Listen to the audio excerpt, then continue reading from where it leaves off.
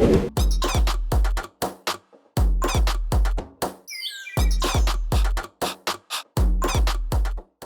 Zoners, balik lagi sama gue Birgita Ajeng. Di tangan gue kali ini ada Xiaomi Mi 10 5G. Ponsel ini mendapat sambutan yang hangat sekaligus dingin dari para pencinta gadget di tanah air. Ada yang bilang kalau prosesor dari ponsel ini ngacir banget dan bodinya juga kokoh dan lain sebagainya. Tapi ada juga yang bilang kalau kok single SIM sih? Kok belum ada sertifikasi tanah air sih? Dan sebagainya. Terlepas dari itu semua, banyak orang sepakat bahwa Mi 10 ini adalah flagship sejati. Berbeda dengan Mi Note 10 Pro yang rilis pada Januari 2020, Mi 10 ini mengusung spesifikasi yang tinggi. Ya, kita semua tahu bahwa Mi Note 10 Pro itu memiliki kamera beresolusi tinggi 108 megapiksel, lalu kapasitas baterai juga yang besar 5200 mAh, tapi prosesornya hanya Snapdragon 730G dan refresh rate pada layar hanya 60 Hz yang biasanya dimiliki oleh ponsel-ponsel kelas menengah. Jadi, selang 6 bulan, Xiaomi kembali merilis ponsel dengan peningkatan spesifikasi yang sangat signifikan melalui Mi 10. Nah, lewat video ini, gue mau membagikan pengalaman gue menggunakan Mi 10 selama 3 minggu.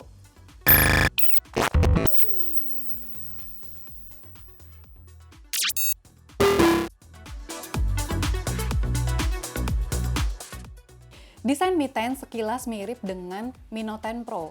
Dari warnanya yang hijau, lalu dari penempatan kamera belakangnya, yang memang ada 3 kamera disusun secara berkelompok, lalu ada 1 kamera lagi yang diletakkan secara terpisah. Tapi, ciri khas dari Mi 10 5G ini ada pada logo Mi 10 dan keterangan 5G di bagian bawah ponsel. Sayangnya, penempatan logo dan keterangan 5G ini memakai font yang cukup kecil dan diletakkan di bawah. Jadi kalau misalnya kita pegang begini, ciri khasnya tuh nggak kelihatan. Jadi orang tuh harus pegang dulu, dideketin dulu, oh ternyata ini Mi 10, gitu. Oke, sekarang kita ke bagian bawah dari ponsel. Mi 10 ini menempatkan slot SIM di bawah. Dan kalian pasti udah tahu ya kalau ini adalah single SIM. Jadi untuk orang-orang yang udah terbiasa menggunakan dual SIM, mungkin mereka akan sedikit mempertimbangkan atau malah banyak mempertimbangkan soal single SIM ini sebelum membeli Mi 10. Lalu di sebelah slot SIM ada USB Type-C. Dan memang Xiaomi Mi 10 ini sudah meninggalkan audio jack 3,5 mm. Sebagai penggantinya, kalian akan diberikan adapter yang menghubungkan antara USB Type-C ke 3,5 mm untuk audio jack. Ada di dalam kotak ini sih sebenarnya adapternya. Jadi nggak bisa dengerin lagu pakai earphone sambil ngecas handphone dong. Iya, emang nggak bisa. Tapi kalian jangan khawatir karena handphone ini pengecasannya itu sebentar banget. Hanya untuk sampai 100% itu cuma butuh 30 menit. Jadi ngecas sebentar, copot, pasang lagi deh buat dengerin lagu. Oke, lanjut ke sisi kiri ponselnya. Di sini kosong banget, nggak ada apa-apa. Lalu di atas ada speaker dan di bawah tadi juga ada speaker ya, dan suaranya mantap banget. Terus di atas ada infrared blaster buat mengoperasikan TV, AC, terus ada juga mikrofon. Nah, Mi 10 ini sudah mengusung MIUI 11. Jadi untuk mengakses aplikasi-aplikasi di ponsel, kalian nggak perlu lagi pencet-pencet menu. Jadi begitu kalian buka ponselnya, langsung geser aja tuh. Gue sih sebenarnya sempat mencet-mencet menu gitu ya, kok nggak keluar aplikasinya, ternyata tinggal digeser gitu. Terus banyak orang bilang kalau Mi 10 ini tuh bodinya terlalu lebar ya, apalagi kalau dipakein silikon case kayak gini nih. Emang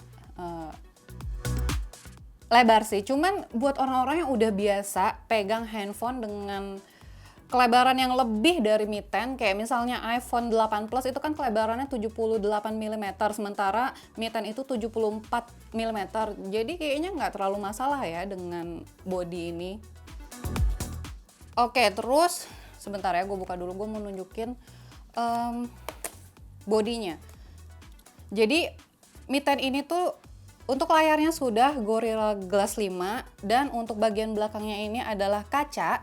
Sementara untuk framenya ini adalah aluminium, jadi kalian nggak perlu khawatir kalau ponsel kalian kepentok meja atau tembok. Tuh, masih aman tuh. Hal lain yang membuat orang sepakat bahwa Mi 10 ini adalah flagship sejati terletak pada layar dengan refresh rate 90 Hz. Seperti yang tadi udah gue bilang, Mi Note 10 Pro itu kan mengusung refresh rate 60 Hz. Sementara ponsel flagship yang sekarang bermunculan itu mengusung refresh rate 90 Hz. Bahkan ada yang sampai 120 Hz. Dan ponsel-ponsel kelas menengah juga udah ada nih yang pakai layar dengan refresh rate 90 Hz. Dengan layar refresh rate 90 Hz ini, gue tuh jadi lebih cepet banget untuk nge-scroll menu-menu. Bahkan ketika gue buka Instagram, gue bisa nge-scroll dengan cepat sampai ke bawah dan ke atas kalau misalnya gue kelewat konten-konten sebelumnya dari orang-orang yang udah gue follow. Dengan layar refresh rate 90 Hz ini juga, gue bisa main game dengan lebih lancar. Jadi gue tuh kayak gampang banget bermanuver gitu ketika lagi tembak-tembakan sama lawan waktu main Call of Duty.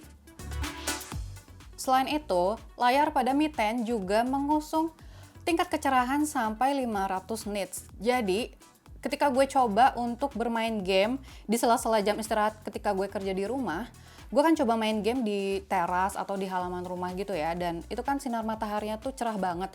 Tapi layar Mi 10 ini masih terlihat dengan sangat jelas. Itu berkat tingkat kecerahannya yang sampai 500 nits. Oke, sekarang lanjut ke soal prosesor. Seperti yang kalian tahu, Mi 10 ini kan memiliki prosesor Snapdragon 865 yang memang itu prosesornya kelas premium yang juga dipakai pada Samsung Galaxy S20 Ultra 5G yang dijual di Amerika Serikat. Kalau di Indonesia, ponsel yang sudah memakai Snapdragon 865 adalah Oppo Find X2 dan Oppo Find X2 Pro. Jadi untuk urusan performa gue nggak ada keluhan karena ketika gue pakai untuk bermain Call of Duty selama berjam-jam dengan pengaturan kualitas grafis maksimal dan frame rate-nya juga maksimal, itu lancar banget.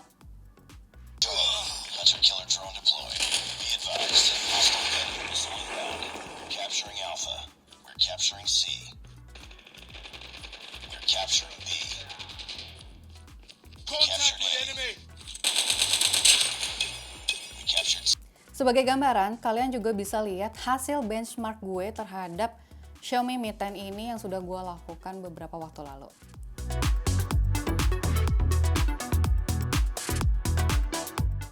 Nah, sekarang kita lanjut ke fitur kameranya. Mi 10 ini memang menghadirkan banyak banget kamera, jadi mulai dari 108 megapiksel ultra clear kamera, lalu 13 megapiksel ultra wide angle kamera, 2 megapiksel depth sensor kamera, dan paling bawah ini 2 megapiksel makro kamera. Untuk kamera selfie-nya sendiri, ini udah 20 megapiksel resolusinya. Dan sebenarnya untuk pemakaian sehari-hari, kamera utama dari Mi 10 ini udah cukup ya, karena warnanya itu udah cantik banget karena dia juga didukung dengan AI. Dan kalian kalau misalnya mau menggunakan kamera 108 megapiksel dari Mi 10 ini, kalian tinggal geser ke kanan. Di sini ada 108 megapiksel, tapi sebenarnya hasilnya nggak jauh beda sih dari kamera utama yang ada di Mi 10. Kalau gue perhatiin ya, hasil foto dari kamera utamanya itu jauh lebih cantik, warnanya itu jauh lebih keluar, mungkin itu berkat AI-nya. Tapi kalau misalnya gue pakai 108 megapiksel itu, hasilnya tuh lebih natural. Jadi itu tinggal selera kalian aja mau pilih pakai kamera yang mana, hasilnya seperti itu. Nah, untuk efek bokeh yang dihasilkan dari kamera utama Mi 10 ini, gue suka karena memang efek blurnya itu halus banget dan memang ada perbedaan yang terlihat jelas antara fokus utama sama latar belakang yang blur itu. Cuman ketika gue pakai kamera makronya, efek blurnya itu nggak sehalus di efek bokeh dengan kamera utama. Tapi kalian bisa menggunakan kamera makro dengan pengaturan otomatis maupun manual. Jadi kalian bebas banget mengulik-ngulik semua fitur yang ada di kamera pada ponsel ini. Dan satu hal yang gue suka, oh iya sorry, untuk videonya Mi 10 ini sudah bisa merekam video dengan 8K dan sudah ada stabilization-nya juga. Jadi kalian bisa mengaktifkan fitur steady video.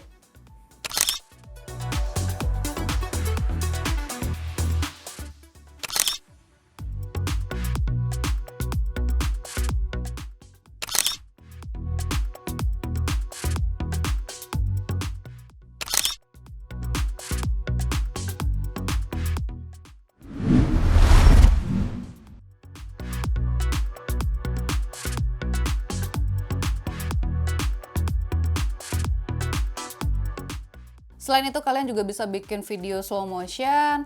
Dan satu hal yang gue suka, di sini ada fitur short video yang hanya 15 detik. Jadi ini cocok banget buat teman-teman yang suka bikin video untuk Instagram story, nggak mau ribet ngetrim video untuk membuang bagian yang nggak suka.